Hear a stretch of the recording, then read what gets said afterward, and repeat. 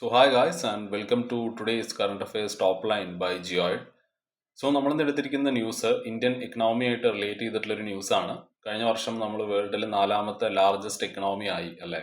So latest ആയിട്ടുള്ള ഒരു global economic ranking അനുസരിച്ച് ഇന്ത്യ ജപ്പാൻ ഓവർടേക്ക് ചെയ്തിരിക്കുകയാണ്. നമ്മളാണ് ഇപ്പോൾ നാലാമത്തെ ലാർജസ്റ്റ് എക്കണോമി. നമ്മുടെ GDP എന്ന് പറയുന്നത് ഡോളേഴ്സിൽ 4.18 ട്രില്യൺ ആണ്. സോ ഇത് വളരെ വലിയൊരു മൈൽ സ്റ്റോൺ ആണല്ലേ. And it signals India's rising stature in the global economic order. So എന്താണ് ഈ ഒരു നാലാമത്തെ ലാർജസ്റ്റ് എക്കണോമി എന്നതുകൊണ്ട് ഉദ്ദേശിക്കുന്നത് എന്ന് നമുക്ക് നോക്കാം. ഓക്കെ, GDP എന്ന് പറയുന്ന ഒരു സാധനത്തെ പറ്റിയിട്ട് നമ്മൾ മനസ്സിലാക്കേണ്ടതായിട്ടുണ്ട്. ഓക്കെ, അതിൻ്റെ ഡെഫിനിഷൻ എന്താണെന്ന് വെച്ചാൽ GDP എന്ന് പറയുന്നത് ഗ്രോസ് ഡൊമസ്റ്റിക് പ്രൊഡക്റ്റ് ആണ്. ഓക്കെ, സോ ഒരു വർഷത്തിനുള്ളിൽ നമ്മുടെ രാജ്യത്ത് ഉണ്ടാക്കുന്ന ടോട്ടൽ സാധനങ്ങളുടെ വില, അതായത് total value of all goods and services produced in A year. Okay, അതിൻ്റെ ആ ഒരു വിലയാണ് GDP എന്ന് പറയുന്നത്. ശരിക്കും നമ്മൾ എക്കണോമിക്സിനെ റാങ്ക് ചെയ്യുന്നത് നോമിനൽ GDP ഉപയോഗിച്ചിട്ടാണ്. ഓക്കെ, നോമിനൽ GDP എന്ന് വെച്ചാൽ ഈ GDP പോലെ തന്നെയാണ് ദി ടോട്ടൽ മോണിറ്ററി വാല്യൂ, എല്ലാ ഫിനിഷ്ഡ് ഗുഡ്സിന്റെയും സർവീസസിന്റെയും ആ ഒരു total value. Okay, which is produced in A country during A specific period. Okay, നമ്മൾ കറണ്ട് മാർക്കറ്റ് പ്രൈസ് ഉപയോഗിച്ചിട്ടാണ് നമ്മൾ നോമിനൽ GDP നോക്കുന്നത്. നമ്മൾ ഇൻഫ്ലേഷനും ഡിഫ്ലേഷനും ഒന്നും പ്രൈസ് അഡ്ജസ്റ്റ് ചെയ്യാണ്ട് കറണ്ട് മാർക്കറ്റ് പ്രൈസ് ഉപയോഗിച്ചിട്ടാണ് നമ്മൾ നോക്കുക.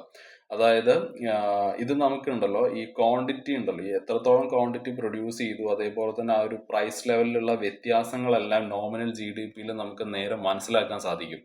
ഓക്കെ, സോ ഇത് ഈ എക്സ്ചേഞ്ച് റേറ്റിലാണ് അത് കാൽക്കുലേറ്റ് ചെയ്യുക. It is calculated at the current exchange rate. Okay, ആ കാര്യം കൂടി നമ്മൾ മനസ്സിലാക്കിയിരിക്കണം.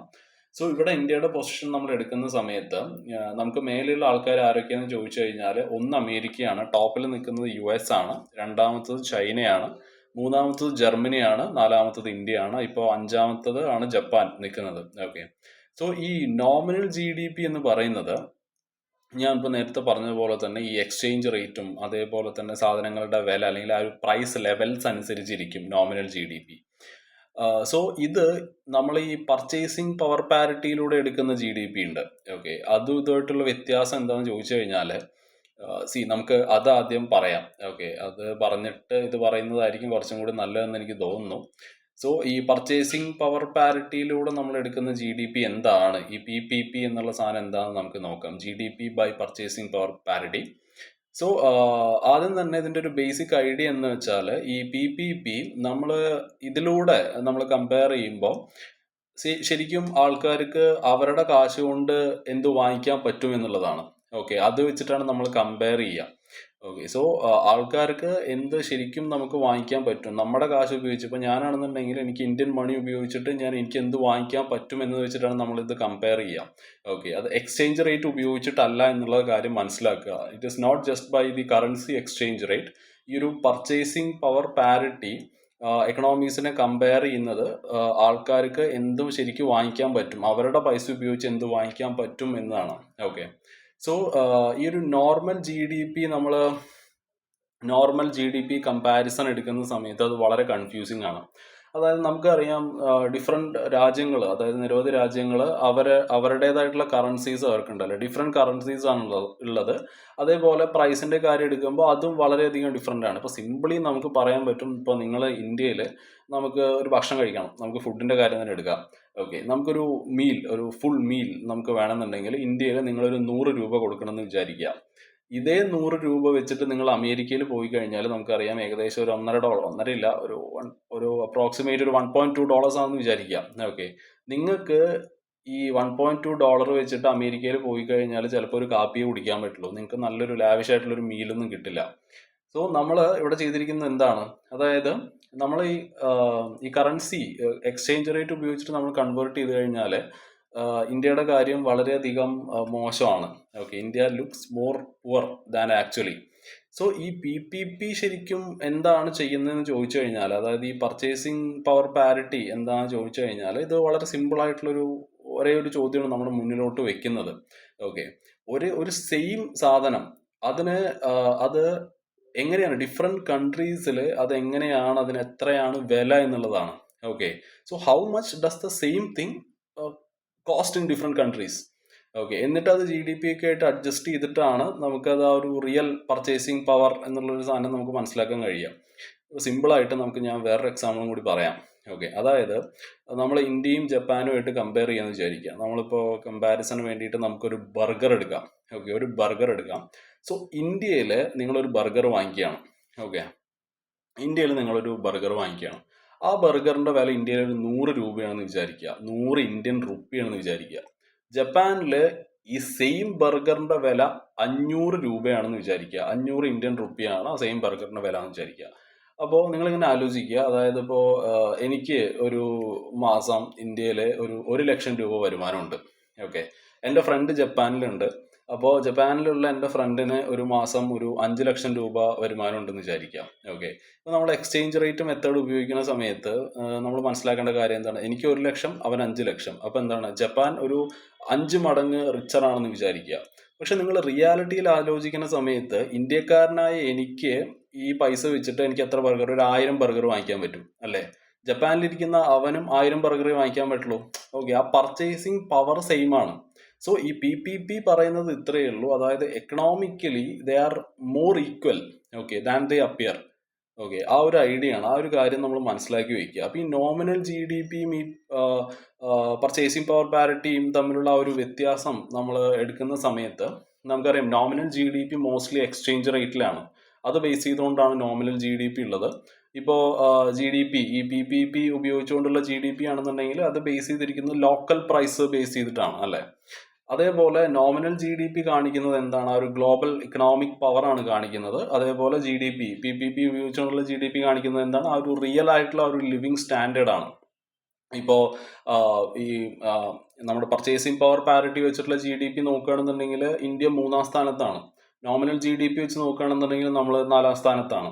ഓക്കെ, സോ നോമിനൽ GDP ഉപയോഗിച്ചിട്ട് നമുക്ക് ആ ഒരു ഗ്ലോബൽ ട്രേഡും പിന്നെ ഈ ഒരു ഡിപ്ലോമസിയും കാര്യങ്ങളൊക്കെ അതിനൊക്കെയാണ് നമ്മൾ മോസ്റ്റ്ലി ഇത് യൂസ് ചെയ്യുക. ഇപ്പോൾ GDP based on this PPP ആണെന്നുണ്ടെങ്കിൽ നമുക്ക് ഈ വെൽഫെയറും ആ ഒരു പോവർട്ടി അനാലിസിസ് പോലെയുള്ള കാര്യങ്ങളെല്ലാം നമുക്ക് മനസ്സിലാക്കാൻ സാധിക്കും. സോ ഈ പർച്ചേസിംഗ് പവർ പാരിറ്റി വെച്ചിട്ട് നമ്മൾ ഇന്ത്യയുടെ പൊസിഷൻ നോക്കുകയാണെന്നുണ്ടെങ്കിൽ നമ്മൾ 3-ാമത്തെ ലാർജസ്റ്റ് എക്കണോമിയാണ് അത് വെച്ചിട്ടാണ് നോക്കുകയാണെന്നുണ്ടെങ്കിൽ. ഓക്കെ, അതായത് നമ്മുടെ മേലെ ചൈനയും അമേരിക്കയും മാത്രമേ ഉള്ളൂ. ഇത് മെയിൻലി ഇങ്ങനെ ആവാനുള്ള ബേസിക് ആയിട്ടുള്ള കാരണം എന്താണെന്ന് വെച്ചാൽ ഇന്ത്യയിൽ ഗുഡ്സ് ആൻഡ് സർവീസ് വളരെയധികം ചീപ്പാണെന്നുള്ള കാര്യമാണ്. ഓക്കെ, അതായത് കുറച്ച് പൈസ ഉണ്ടെങ്കിൽ ആൾക്കാർക്ക് ഇവിടെ നിറയെ സാധനങ്ങൾ വാങ്ങിക്കാൻ പറ്റും എന്നുള്ളതാണ്. ഓക്കെ, അത് മനസ്സിലാക്കിയിരിക്കുക.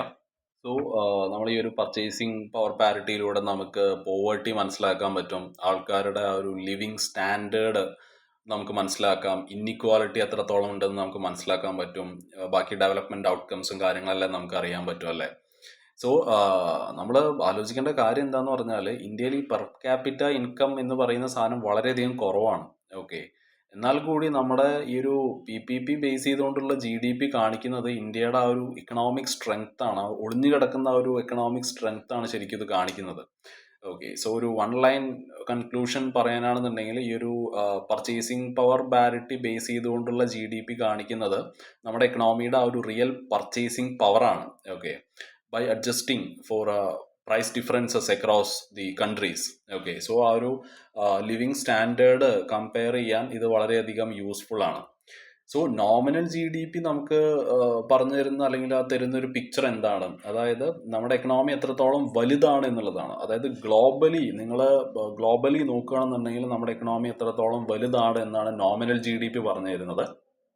PPP ബേസ് ചെയ്തുകൊണ്ടുള്ള GDP ആണെന്നുണ്ടെങ്കിൽ സാമ്പത്തികപരമായി നമ്മുടെ ആൾക്കാർ എത്രത്തോളം സ്ട്രോങ് ആണെന്ന് കാണിച്ചു തരിക ഈ PPP ബേസ് ചെയ്തുകൊണ്ടുള്ള GDP ആണ്. Okay, that will tell how this tells how strong people really are economically. രണ്ടും ഇമ്പോർട്ടൻ്റ് ആണ്, പക്ഷെ ആൾക്കാരുടെ ലൈഫുമായിട്ട് നമ്മൾ നോക്കുന്ന സമയത്ത് ഈ ഒരു PPP ആണ് മാറ്റർ ചെയ്യുന്നത്. Okay, nominal GDPയെക്കാളും. സോ നമുക്ക് തിരിച്ച് ഈ ഒരു നോമിനൽ GDPയിലോട്ട് പോവാം. നമ്മൾ പറഞ്ഞു നോമിനൽ GDP എക്സ്ചേഞ്ച് റേറ്റുകളായിട്ടും അതേപോലെ പ്രൈസ് ലെവൽസ് ഒക്കെ അതിനെ എഫക്റ്റ് ചെയ്യും. ഓക്കെ, സോ നമ്മൾ ഈ നോമിനൽ GDP പറഞ്ഞു കഴിഞ്ഞിട്ടാണ് നമ്മൾ ഈ സാധനം പറഞ്ഞതല്ല, അതായത് ഈ പർച്ചേസിങ് പവർ പാരിറ്റി ഉപയോഗിച്ചുകൊണ്ടുള്ള GDPയുടെ കാര്യം പറഞ്ഞത്. അതിൽ ഈ PPP ഉപയോഗിച്ചുകൊണ്ടുള്ള GDPയുടെ കാര്യത്തിൽ നമ്മൾ പറഞ്ഞു, അതായത് ടോപ്പ് 3 ആണ് India. Okay, for many years നമ്മൾ ആ ഒരു ടോപ്പ് 3 സ്ഥാനത്തുണ്ടെന്നുള്ള കാര്യം നമ്മൾ മനസ്സിലാക്കുക. സോ ഇന്ത്യയുടെ ജി ഡി പി എന്ന് പറയുന്നത് ഞാൻ പറഞ്ഞില്ലേ ഒരു 4.18 ട്രില്യൺ ആണ്. ഓക്കെ, ഡോളേഴ്സിൽ അപ്രോക്സിമേറ്റ്ലി 4.18 ട്രില്യൺ ആണ്. ജപ്പാന്റെ ജി ഡി പി എടുക്കുകയാണെന്നുണ്ടെങ്കിൽ ഈ ഒരു സെയിം പീരീഡിൽ കുറച്ച് കുറവാണ്. ഓക്കെ, നമ്മൾ ജപ്പാനുമായിട്ട് കമ്പയർ ചെയ്യുന്ന സമയത്ത് അവരിപ്പോൾ 5ാം സ്ഥാനത്തോട്ട് പോയല്ലോ. സോ IMFന്റെ ഈ ഒരു വേൾഡ് ഇക്കണോമിക് ഔട്ട്ലുക്കിൽ ഇന്ത്യയുടെ nominal G D P was around this 4.187 trillion. Okay, ജപ്പാന്റെ ആ ഒരു പ്രൊജക്റ്റഡ് ഫിഗറിനേക്കാളും കുറച്ചും കൂടി മാർജിനലി നമ്മൾ കുറച്ചും കൂടി മുന്നിലാണ് എന്നുള്ള കാര്യമാണ്. സോ ഇന്ത്യ എന്തുകൊണ്ടാണ് ഇത്രയ്ക്ക് ഫാസ്റ്റ് ആയിട്ടുള്ള ആ ഒരു ഗ്രോത്ത് നമുക്ക് കാണാൻ പറ്റുക എന്ന് ചോദിച്ചു കഴിഞ്ഞാൽ, നമുക്ക് വളരെ സ്ട്രോങ് ആയിട്ടുള്ള ആ ഒരു ജി ഡി പി ഗ്രോത്ത് നമുക്ക് കാണാൻ പറ്റും. ഓക്കെ, ഒരു ഹൈ ഗ്രോത്ത് റേറ്റ് ആണ്. അപ്രോക്സിമേറ്റ്ലി ഒരു 6 to 8% ഗ്രോത്ത് നമുക്ക് പെർ ഇയർ നമുക്ക് കാണാൻ പറ്റും. അതാണ് ഇന്ത്യനെ ആ ഒരു ഫാസ്റ്റസ്റ്റ് ഗ്രോയിങ് മേജർ ഇക്കണോമി ആക്കുന്നത്. ഓക്കെ, അതേപോലെ തന്നെ ഇവിടെ ഉള്ളത് ആ ഒരു കൺസംഷൻ ബേസ് ചെയ്തുകൊണ്ടുള്ള ആ ഒരു കൺസംഷൻ ലെഡ് എക്സ്പാൻഷൻ ആണ് ഇവിടെ ഉള്ളത്. ഓക്കെ, നമുക്ക് വളരെയധികം ഒരു ഡൊമസ്റ്റിക് ഡിമാൻഡ് കൂടുന്നതായിട്ട് നമുക്ക് മനസ്സിലാക്കാൻ കഴിയുന്നുണ്ട്. പ്രൈവറ്റ് കൺസംഷൻ, ഓക്കെ, അത് എടുത്തു പറയേണ്ടതാണ്, എസ്പെഷ്യലി പ്രൈവറ്റ് കൺസംഷൻ. ഓക്കെ, അതാണ് ശരിക്കും ആ ഒരു ഗ്രോത്ത് ഡ്രൈവർ എന്ന് പറയുന്നത് ഈ ഒരു പ്രൈവറ്റ് കൺസംഷൻ ആണ്. Okay, that has become powerful growth driver here.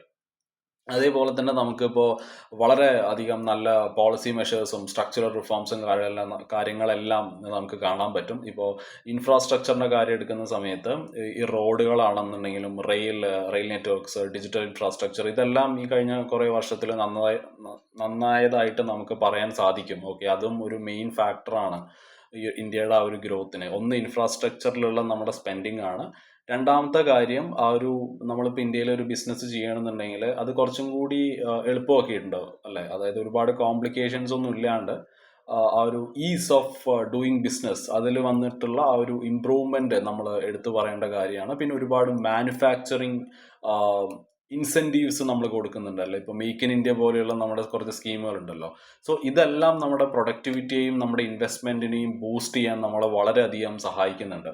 പിന്നെ ഓഫ് കോഴ്സ് ഇന്ത്യയുടെ ആ ഒരു ഡെമോഗ്രാഫിക് അഡ്വാൻറ്റേജ് ആണ് നമ്മുടെ അടുത്തുള്ളത്. നമ്മുടെ ആ ഒരു യൂത്ത്, നമ്മുടെ ആ ഒരു യങ്സ്റ്റേഴ്സ്, അതേപോലെ ഇവിടെയുള്ള ആ ഒരു ഗ്രോയിങ് വർക്ക് ഫോഴ്സ്, അത് ആ ഒരു ലേബർ സപ്ലൈ ആണെന്നുണ്ടെങ്കിലും ഇപ്പോൾ കൺസംഷനെ ആണെന്നുണ്ടെങ്കിലും അതും വളരെയധികം നമ്മളെ സഹായിക്കുന്നുണ്ട്. ഓക്കെ, സോ ഇവിടെ മനസ്സിലാക്കേണ്ട കാര്യം എന്താണെന്ന് വെച്ചാൽ, ഈ ജി ഡി പി സൈസ് ഇതൊരിക്കലും ഈ ആൾക്കാരുടെ ഈ ഒരു വെൽത്ത് വെച്ചിട്ട് നമുക്ക് ഈ വെൽത്ത് പെർ പേഴ്സൺ അതുമായിട്ട് ഈക്വൽ അല്ല. അതാണ് നമ്മൾ ഈ ഒരു പെർ ക്യാപിറ്റ ഇൻകം എന്ന് പറയുന്ന സാധനം അവിടെയാണ് കടന്നു വരുന്നത്.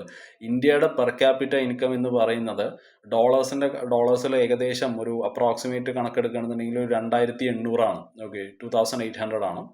ജപ്പാന്റെ ഇതേ സമയത്ത് $34,000 ആണ്. അപ്രോക്സിമേറ്റ്ലി $34,000 ആണ് ജപ്പാന്റെ. നമ്മൾ ജപ്പാനെ മറികടന്നു എന്ന് പറഞ്ഞിട്ട് കാര്യമില്ല, ഇങ്ങനെ ഒരു പ്രശ്നം ഇവിടെ വരുന്നുണ്ട്.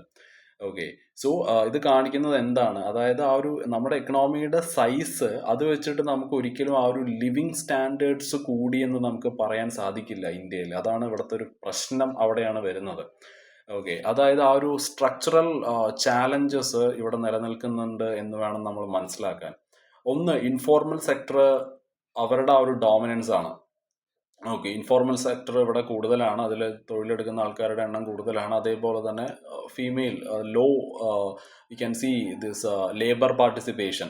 ഓക്കെ, അതായത് ഫീമെയിൽ ലേബർ പാർട്ടിസിപ്പേഷൻ ഇന്ത്യയിൽ വളരെയധികം കുറവാണ്.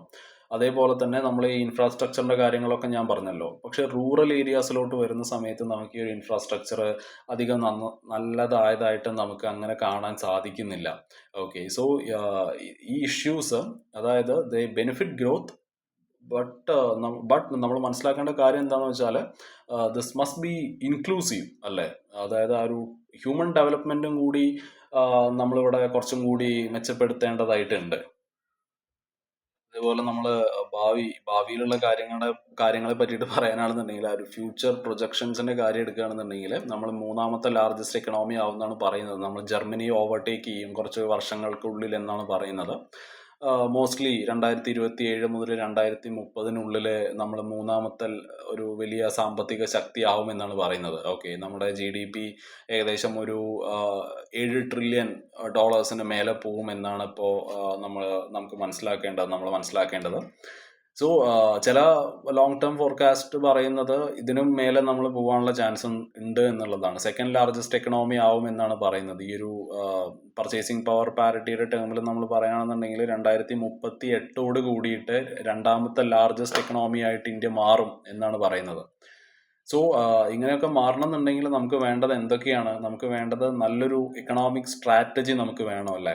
പ്രത്യേകിച്ച് ഈ മാനുഫാക്ചറിങ് അതേപോലെ സർവീസ് ഈ മേഖലകളിൽ നമുക്ക് റിഫോംസ് നമ്മൾ കൊണ്ടുവരേണ്ടതായിട്ടുണ്ട്. അതേപോലെ ആൾക്കാരുടെ വിദ്യാഭ്യാസത്തിൽ എഡ്യൂക്കേഷനിൽ നമ്മൾ ഇൻവെസ്റ്റ് ചെയ്യണം. എഡ്യൂക്കേഷനിൽ മാത്രമല്ല, പുതിയ ടെക്നോളജി ഇന്നോവേഷൻ പോലെയുള്ള കാര്യങ്ങൾ നമ്മൾ കൊണ്ടുവരണം. അതിൽ നമ്മൾ ഇൻവെസ്റ്റ് ചെയ്യണം. അതേപോലെ നമ്മൾ ഈ ഒരു urbanisation urbanisation and this infrastructure scaling കാര്യങ്ങളെല്ലാം കുറച്ച് മെച്ചപ്പെടുത്തേണ്ടതായിട്ടുണ്ട്. പിന്നെ ഇപ്പോൾ സോഷ്യൽ ഡെവലപ്മെൻറ്റിൻ്റെ ഒക്കെ കാര്യം പറയാനാണെന്നുണ്ടെങ്കിൽ നമ്മൾ എത്രത്തോളം ഇന്നിക്വാലിറ്റി നമുക്ക് കുറയ്ക്കാൻ പറ്റുമോ അത്രത്തോളം നമ്മൾ കുറയ്ക്കണം. ഇന്നിക്വാലിറ്റിയെ പറ്റിയിട്ട് നമ്മളൊരു വീഡിയോ നമ്മൾ ചെയ്തിട്ടുണ്ട് അല്ലേ? നമ്മുടെ കറണ്ട് അഫയേഴ്സ് ടോപ്പ് ലൈനിൽ നമ്മൾ ഇൻകം ഇന്നിക്വാലിറ്റി നമ്മൾ ടോപ്പിക്കായിട്ട് കൊണ്ടുവന്നിട്ടുണ്ട്. അതേപോലെ സോഷ്യൽ ഡെവലപ്മെൻറ്റിൽ നമുക്ക് പറയാൻ സാധിക്കുന്നത് നമ്മുടെ എഡ്യൂക്കേഷനും അതേപോലെ തന്നെ പബ്ലിക് ഹെൽത്തും അത് നമ്മൾ ഇമ്പ്രൂവ് ചെയ്യണം. ലേബർ ക്വാളിറ്റി നമ്മൾ ഇമ്പ്രൂവ് ചെയ്യണം. പ്രൊഡക്ടിവിറ്റി നമ്മൾ എൻഹാൻസ് ചെയ്യണം. ഇതൊക്കെയാണ് നമുക്ക് മെയിൻലി നമ്മൾ ചെയ്യേണ്ട കാര്യങ്ങൾ. സോ ഇങ്ങനെയുള്ള, അതായത് ഗ്ലോബലി നമ്മൾ നോക്കുകയാണെന്നുണ്ടെങ്കിൽ ഇത്രത്തോളം നമ്മളിപ്പോൾ രണ്ടാമത്തെയൊക്കെ ലോകത്തിലെ വലിയ സാമ്പത്തിക ശക്തിയായിട്ട് നമ്മൾ മാറിക്കഴിഞ്ഞാൽ നമ്മുടെ വോയിസിൻ്റെ പവർ കൂടും. നമുക്ക് പ്രത്യേകിച്ച് നമുക്ക് ട്രംപിനെ പോലെയുള്ള ആൾക്കാരൊക്കെ ഭാവിയിൽ വരികയാണെന്നുണ്ടെങ്കിൽ ഇവന്മാരൊന്നും പേടിക്കേണ്ട കാര്യമില്ല. അതാണ് മെയിനായിട്ടുള്ള കാര്യം. നമ്മുടെ ആ ഒരു നെഗോസിയേഷൻ പവർ ഇവിടെ വർദ്ധിക്കും. പ്രത്യേകിച്ച് ഈ ഇൻ്റർനാഷണൽ ഫോറംസിൽ ഇപ്പോൾ G20, ബ്രിക്സ്, WTO, പിന്നെ ബാക്കി ഇപ്പോൾ ക്ലൈമറ്റ് നെഗോസിയേഷൻസിൻ്റെ കാര്യം എടുക്കാം. സോ ഇതിലെല്ലാം ഇന്ത്യയുടെ വോയിസ് കുറച്ചും കൂടി പവർഫുൾ ആവും എന്നുള്ളതാണ്. സോ നമ്മുടെ ഒരു വലിയൊരു മൈൽ സ്റ്റോൺ ആണിത് അല്ലേ? ഇന്ത്യയുടെ ആ ഒരു എക്കണോമിക് ഡൈനാമിസം കാണിക്കുന്ന വളരെ വലിയൊരു മൈൽ സ്റ്റോൺ ആണെന്ന് നമുക്ക് പറയാൻ പറ്റും. പക്ഷെ നമുക്കൊരു സസ്റ്റൈനബിൾ ആയിട്ടുള്ള ഒരു ഇൻക്ലൂസീവ് ഗ്രോത്ത് ആണ് നമുക്ക് വേണ്ടതെന്നുണ്ടെങ്കിൽ നമ്മുടെ ആ ഒരു ഇന്നിക്വാലിറ്റിയിലുള്ള പ്രശ്നങ്ങളും കാര്യങ്ങളെല്ലാം നമ്മൾ മാറ്റേണ്ടതായിട്ടുണ്ട്. സ്കിൽ ഡെവലപ്മെൻറ്റ് നമ്മൾ കൊണ്ടുവരണം. ഹ്യൂമൻ ഡെവലപ്മെൻറ്റ് നമ്മളിവിടെ അഡ്രസ്സ് ചെയ്തേ പറ്റൂ. ആ ഒരു സസ്റ്റെയിൻഡ് ആൻഡ് ഇൻക്ലൂസീവ് ഗ്രോത്ത് ആണ് നമുക്ക് വേണ്ടതെങ്കിൽ. അല്ലാതെ ഊതിപ്പെരുപ്പിച്ച ബലൂണ് പോലെ ആക്കാൻ പറ്റും, പക്ഷെ അതിൽ കാര്യമില്ല. ആൾക്കാരുടെ, അതായത് പ്രത്യേകിച്ച് ആ ഒരു ഹ്യൂമൻ ഡെവലപ്മെൻറ്റ് നമ്മളിവിടെ അഡ്രസ്സ് ചെയ്തേ പറ്റും. ഈ എക്കണോമിക്സും ഗവേണൻസും അതേപോലെ ഡെവലപ്മെൻറ്റും ഈ മൂന്നും കൂടിയിട്ടുള്ള ഈ ഒരു ഇൻ്റർസെക്ഷൻ നമ്മുടെ UPSCയുടെ ഒരു കീ തീമാണ്. മെയിൻസിൽ നമുക്ക് പ്രതീക്ഷിക്കാവുന്ന ചോദ്യങ്ങൾ വരാവുന്ന ഒരു ഏരിയ ആണത്. ആ ഒരു ഈ എക്കണോമിയും ഗവേണൻസും ഡെവലപ്മെൻറ്റും ഈ മൂന്നും തമ്മിലുള്ള ആ ഒരു കോമ്പിനേഷൻ ഉണ്ടല്ലോ, അത് വളരെയധികം ഇമ്പോർട്ടൻ്റ് ആണ് എക്സാം പോയിന്റ് ഓഫ് വ്യൂവിൽ. സോ ഇത് ക്ലിയർ ആയിട്ടുണ്ടെന്ന് ഞാൻ വിശ്വസിക്കുന്നു. അപ്പോൾ നാളെ നമുക്ക് വേറൊരു വീഡിയോ ആയിട്ട് വരാം. Bye, have a nice day. Thank U.